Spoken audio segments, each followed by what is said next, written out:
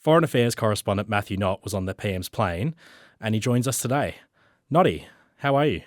It's nice to be here. You've been away for a couple of weeks in New York, London, the UAE. Sometimes these trips can look a bit different up close to how they appear to us back home. What were your observations of the Prime Minister, and what did you observe about the state of the world we're in? I'm not sure how it seemed from an Australian point of view, but the striking thing, having been on some of these trips with the Prime Minister, and particularly in the first term, was a real difference in the level of ambition that he had on this trip, and a difference in his persona, in the way he was acting, the way he was feeling, was clearly a much more confident, much more self-assured in what he was doing. He wasn't just there to ride the wave of the summits, even on something like the Middle East, which the government repeatedly says we're not a major player in that part of the world, and they still do say that. He was right in there, meeting across those three stops that you mentioned, actually meeting several of the key players. So the trip started with a meeting with the King of Jordan. Then in London, he met with Tony Blair, who was just emerging, could play a key role in this Gaza Transitional Authority. And then on the way back, met the president of the UAE, and the UAE is another key country looking ahead to post-war Gaza. So he was right in the middle of it there at this two-state solution conference, hosting an event on Australia's social media ban with other leaders from around the world coming to watch and saying they wanted to learn from Australia. And even while there was a lot of speculation at the start of the trip about will he, won't he meet Donald Trump, the Prime Minister was very confident, looking very relaxed, and that all made sense when it emerged that he had locked in a White House meeting with the president. We'll get to the Gaza peace plan and what role the Prime Minister did or did not play in it, but just quickly I want to talk about his stop through London. The Prime Minister was pretty widely criticised back home for giving a speech at the Labor Party conference on right-wing populism and backsliding on democracy. In Australia at the same time, Andrew Hastie, the outspoken Liberal frontbencher, made a real ripple with his interventions on what Conservative Australia needs to do to win, and he sparked a conversation about the populist right in Australia. It's nowhere near as potent as it is in the UK with the rise of Reform and Nigel Farage. I'm interested in what the Prime Minister said at the Labor Party conference and a meeting with progressive leaders the day before on what the difference is in the political climate in the UK and Australia. Why is Labor ascendant here and really struggling in the polls in the UK, according to our Prime Minister? Well, it was very striking there, arriving in the UK, the difference from Australia and the difference that the Starmer government there is experiencing compared to where Albanese is. Even at the Labor conference, there were anti-immigration protesters there outside. This issue is dominating all of British politics. While we were there, Keir Starmer was announcing plans for a digital ID card that all Britons would have to use, to show that they're there legally. So this issue is dominating. Nigel Farage is dominating the political landscape there, and that's what Anthony Albanese flew into. And this pretty controversial appearance in Liverpool, it really stood out as being different to everything else that was happening on the trip, having bilateral meetings, the UN General Assembly, that was all very diplomatic. And attending this progressive conference that was clearly parties from the centre-left, but there he was meeting with the Prime Minister of Canada, the Prime Minister of Spain. He was talking to them about free trade. All progressive leaders, right? Yeah, all progressive leaders. But and I don't think there's anything wrong with Anthony Albanese talking about the nature of centre-left politics and doing some big-picture thinking. The Labor mission has never been a theoretical exercise or just a rhetorical one. Our work is measured in deeds, and it depends on delivery, on change our citizens can see, tangible, practical outcomes that make a positive difference to people's lives. He thinks this is important at this stage of his second term. It's a bit of that Paul Keating, give them the big picture, what's the narrative, and he sees the speech in Liverpool as part of that. But there's no getting around the fact it was a very party political event, and that Keir Starmer is a man under pressure. So I think what you see, the difference in that Anthony Albanese is benefiting from the fact that Australia now doesn't have this issue with boat people arriving like we used to. He's benefiting from the fact that that's not on the agenda. Immigration obviously is a big issue here, as we've seen with the recent protests, but it's not nearly as significant as it is in the UK or Europe. That was dominating the entire discussion at this progressive summit, was how do centre-left leaders pursue progressive politics while not letting this immigration issue get away from them. So the climate is very different, and at this stage of his second term, with facing not really an effective opposition in Australia, that's just totally different to the climate in the UK. It seems to me to be kind of dripping in irony. And Nigel Farage is campaigning in the UK for a boat turn back policy that our Conservatives championed under Tony Abbott and Scott Morrison. Labor very reluctantly embraced that policy. It's quite a difficult thing for a centre-left party to do. And now the Prime Minister is in the UK. Spruiking that policy is the way the centre-left wins.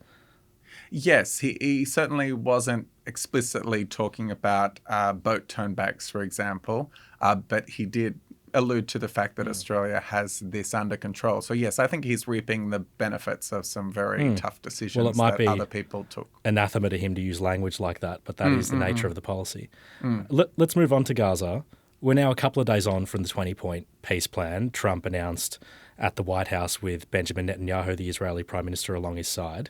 What has Hamas said about the deal, and what's the reaction been like in Israel in its early stages? Well, Hamas has given conflicting signals, which I think does make sense when you think about this plan, which is striking for the fact that there are two parties in this conflict, Israel and Hamas, and any end to this war is going to be an agreement between the two of them. But Hamas has had no role in this process, certainly no direct role. I'm sure there was back-channel negotiations with countries like Qatar, and they would have been aware what was going on. But this is a US-Israeli proposal backed by Arab nations, particularly in the region, that's being presented to Hamas as an ultimatum. What the future holds for the Palestinians, no one really knows, but the plan that we put forward today is focused on ending the war immediately, getting all of our hostages back, getting everything back. Hard to believe when you even say it, and creating conditions for durable Israeli security and Palestinian success. Israeli security is going to be involved. We're going to help. So we've heard different things from Hamas leaders. We've heard that it's biased, that it's one-sided, that there are so many problems with it in terms of what it would mean for the Palestinian people. But they've also said that they're open to looking at it. I think what you'd expect is for Hamas, which is under a huge amount of pressure from neighboring countries, and Hamas is very aware of the media narrative. They're very aware of the way things get reported. So I don't think Hamas wants headlines of Hamas rejects peace plan. Hamas wants the war to continue. So one possibility is that Hamas says, we welcome this plan, but we have some of our own ideas. And that puts it back into Netanyahu's court, who's presented it as, you have to do everything we want right now within 72 hours, release the hostages. So I think Hamas, even though many of their leaders have been killed, there are still some people left who will be thinking this through strategically. That's one option for them. But the idea of them unilaterally disarming, handing over all their weapons, leaving Gaza is a pretty fantastical idea.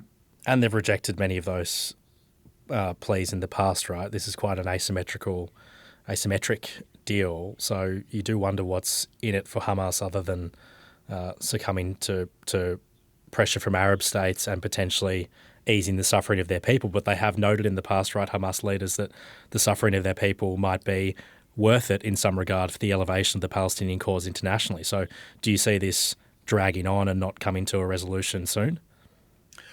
Hamas's whole raison d'etre is armed struggle. That's in their DNA. That's what they're all about. There's a lot of discussion about even the fact they came to govern Gaza was not really part of their original rationale. Like their passion is not providing social services and education and healthcare and all that. That's not really what they're about. It's armed struggle with Israel to try and achieve a big aim. So the thing with this plan is, though, are there so many flaws in it? Are there so many holes in it? Are there so many things that are unrealistic about it? Yes, but what the world is saying is this is the plan we've got. This is a template, and this is what we have to deal with. Is it better than a few days ago when there was absolutely nothing, and the IDF is really into Gaza City, and the war's intensifying and carrying on towards the 2-year anniversary of October 7. This is the train that's leaving the station, so everyone's jumping aboard. The question is, how do you get Hamas to really lock on to that? Even with the hostages, the hostages have been their key leverage. You can imagine them thinking this through. Okay, if we hand all the remaining hostages, living and dead, over to Israel, what's left for us? Then what's stopping Netanyahu in a few weeks finding some pretext to start the war again? Trump will have received all the credit for achieving the release of the hostages, and then will we be back at war again? So there's so many ways to be skeptical about this plan, but it's the one we've got. And on the other side, it's not without risk for Netanyahu, right? He's trenchantly opposed the Palestinian Authority playing a role in Gaza. He's trenchantly opposed to statehood. Yet the plan makes reference to both. So going down this path risks blowing up his own right-wing coalition. Isn't that right? Because some of these far-right ministers, the two who Australia have sanctioned, don't agree with those ideas. So is there a chance that Israel goes slow on this and lets it fizzle out and continues on with its plans in Gaza? Yes, I think if you look at it objectively, it's a very Israel-friendly plan, particularly in the short term when it's most likely that anything would happen. It's front-loaded to Israel's benefit, this plan, and there's many caveats that Netanyahu, for example, standing next to Trump, was talking about how we're going to have a very staged withdrawal, a slow withdrawal. Experts have homed in on that aspect as one area where, this isn't the end to the war and Israel pulling out that you might suspect or people might be thinking of when they think about the end to the war. He's reading it in a different way, I think, perhaps even than other people. And some of the long-term ideas in the plan about statehood, it's vague language about aspirations for a Palestinian state. The role for the Palestinian Authority is vague and contingent on reforms that would take years to elections, take effect. Who knows how those elections the same will take thing place. We've been talking about with the statehood debate here. So that's not troubling in the short term for Netanyahu. But as you say, the political dynamics in Israel and his coalition, they don't want the war to end at all. And throughout the whole process, the big criticism, one of many, of Netanyahu is that he's never spoken about what's going to come after the war. So now he's actually putting his name to some ideas here. People may not like them. People may want to change them. But he's actually talking about the day after the war. That in and of itself is controversial in Israel with his far-right cabinet ministers who hate this. Netanyahu says one thing in Washington, one thing in Israel, sends out very different messages. Essentially, is this just part of a negotiating tactic for Hamas to say no or scuttle the deal in some way? And he says, well, we tried. We presented you with a deal to end the war and you didn't take it. We're going to continue on. And I noticed some of the opposition leaders, Yair Lapid and Benny Gantz, offered to hold the coalition up if he goes down this path. So maybe that's an avenue that pushes Netanyahu to the centre of politics, ironically. Just on that day after the war that we're talking about in hopeful language, what do we know about this international stabilisation force and this board of peace that Trump says that he would chair? Are they just fuzzy concepts that don't have much detail? Or I think to be sceptical about it, I think the board of peace is a way to keep Trump really involved in this and kind of brand it as a Trump initiative, like he's branded things throughout his life. The idea that while running the United States, Trump was the America First president who's supposed to be focused on Americans and, working class Americans and making their lives better. Now he's got this moonlighting role on the Gaza peace board. I think what everyone says is that's just a way of showing Trump that it's his initiative. He's going to get credit for anything good that happens here. Tony Blair would be doing much more of the work. The stabilisation force... Maybe they'll operate out of a Trump tower with gold Trump Egypt. imprint in Gaza City. That's possible. Well, that was part of his original Riviera plan. Which he shifted away from dramatically, right? Yes, and that is good. Like, that was, to be honest, pretty crazy idea that was never going to happen, but it's good that we're dealing with at least more realistic solutions for Gaza that don't involve most of the Gazan population leaving the area. The stabilisation force, look, everyone who's an expert in this area says it will be really complicated. This is something the UN has done throughout its lifetime, including countries like Lebanon, much criticised for the way it goes about its role. For example, like you're up against, say, in Gaza, you have Hamas, which is a militant force. You've got the might of the Israeli military, UN peacekeepers. How significant are they going to be there? Obviously, the Middle Eastern nations around need to take a key role and need to be invested in making it happen. It would be extremely difficult. In that withdrawal we were talking about before, there's discussion of at which stage the Israeli military would hand over to this stabilization force. That could take a long time. Would it be UN-backed, presumably? I think the UN would have a role. What we're talking about here is definitely UN-mandated, but with a very strong role for particularly the Arab countries in the region to lead it. I and other journalists on the trip have been asking Anthony Albanese about this, and he very much has not ruled out Australia playing a role in this force. We would certainly not be the main players, but like with the Coalition of the Willing in Ukraine, he's left open the possibility of Australia being involved in some way and playing a role as an good international citizen, but there's still a lot of detail to be spelt out about how it would work. Just on Trump, many analysts have said for a long time it was always going to be him who had enough sway to step in and try and solve this dispute. It's quite remarkable that Trump forced Netanyahu to apologise for the Qatar bombing at the White House. I heard Greg Sheridan, the columnist from The Australian, say that in all of his time covering Netanyahu, he's never heard him apologise. Probably speaks to Trump's sway. What does it say about the role Trump is trying to play? What are his intentions? And is it a statement of fact to say that he has the most sway on Israel out of anyone in the world? Definitely. Well, the United States in and of itself is always crucial for Israel, and that's a key role for the Israeli Prime Minister, whoever that is to manage the relationship with the US because of the military equipment, the weapons that the US provides Israel with. They wouldn't have been able to fight this war, and also everything else going on with Iran, with Lebanon. They wouldn't have been able to do all that without all the equipment that comes from the US. And the Trump-Netanyahu dynamic is fascinating. We saw really actually before Trump was inaugurated, he essentially forced Netanyahu to agree to a ceasefire agreement, but that fell apart when Netanyahu essentially broke it off. He didn't want to pursue it through all its stages. He just wanted to get as many hostages back as he could. Initially, he didn't want to end the war at that stage. And since then, he's really played Trump at every turn and outplayed him.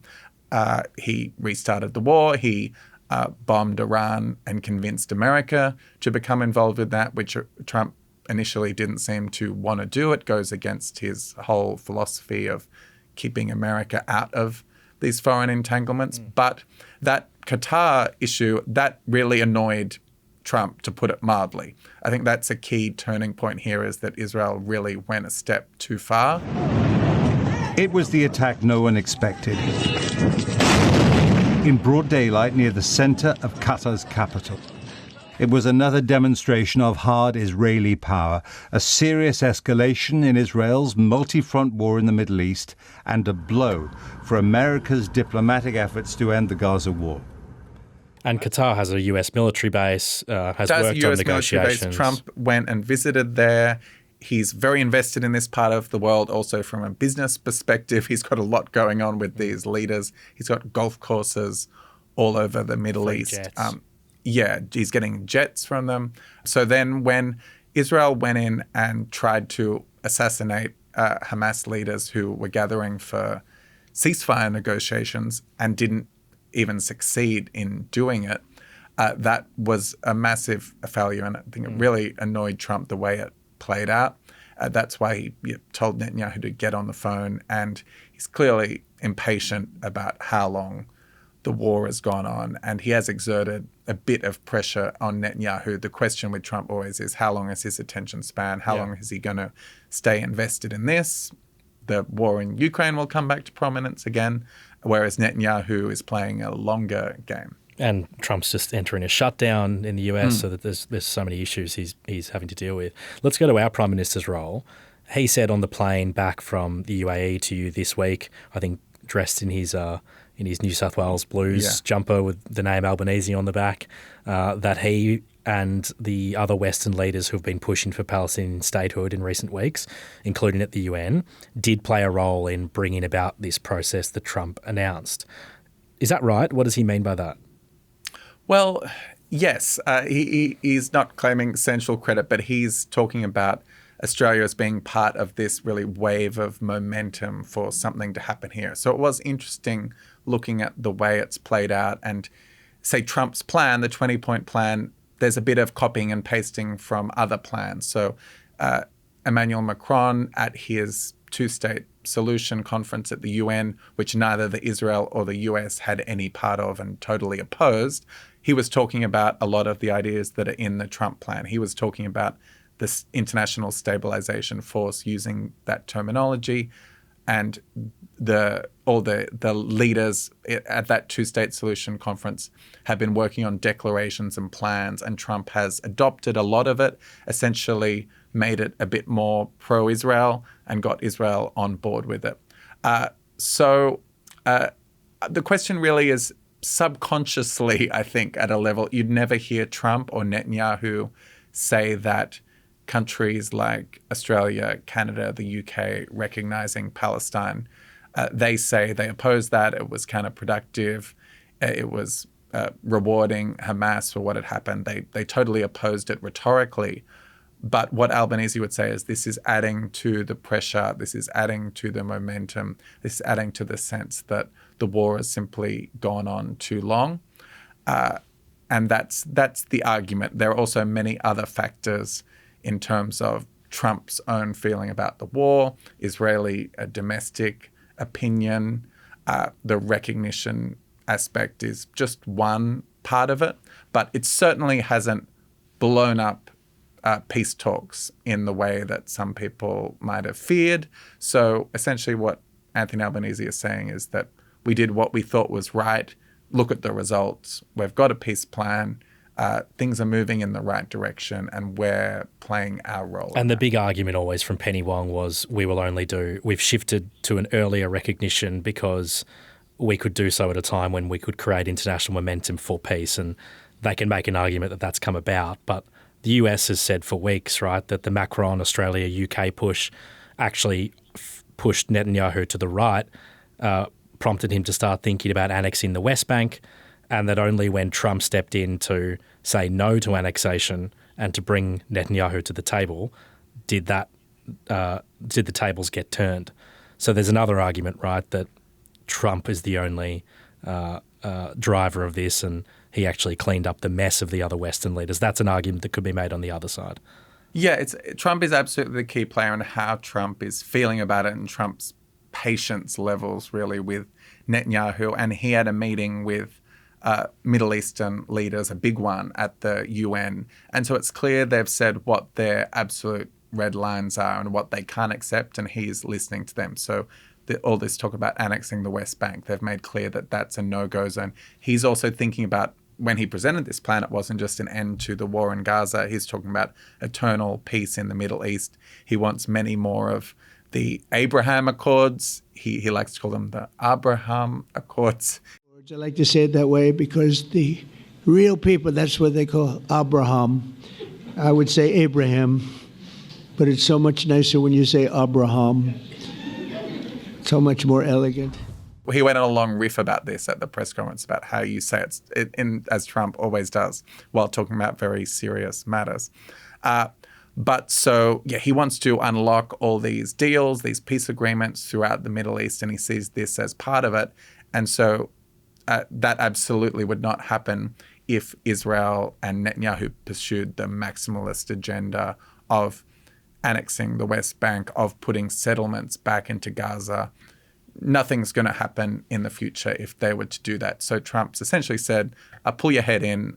I'm a friend of Israel. I'm looking after you, but there have to be some limits here. I want to do things in the Middle East. And that's where we've ended up with this peace plan. Well, it sounded like a fascinating trip, and if the last 2 years has been anything to go by, the conflict might drag on. So we'll talk to you about it again soon. Thank you for joining us, Noddy. No worries at all.